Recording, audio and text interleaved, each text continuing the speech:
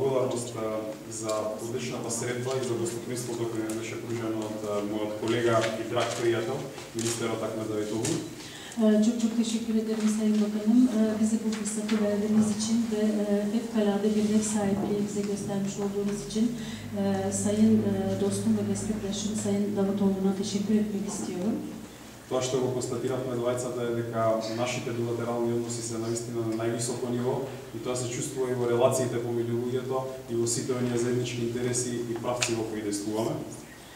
Karşılıklı olarak iki ülke arasındaki ilişkilerin mükemmel seviyede geliştiğini farkında olduğumuzu ifade ettik. Bu hakikaten her iki tarafı da oldukça memnun etmektedir. Заеднички посакавме тие одлични политички односи кои ги имаме, таа блискост помеѓу нашите две земји да биде рефлектирана и на конкретните полиња како во доменот на економијата, на образованието, на културата.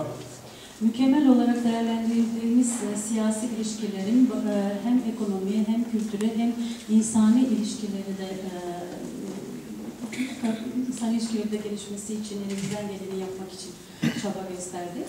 Тоа сакаме да го постигнеме на повеќе начини, вклучително и со зголемување на комуникацијата и патувањата помеѓу граѓаните на двете земји, конкретно договорот кој го потпишавме за продолжен престој од 60 на 90 дена еден таков символ.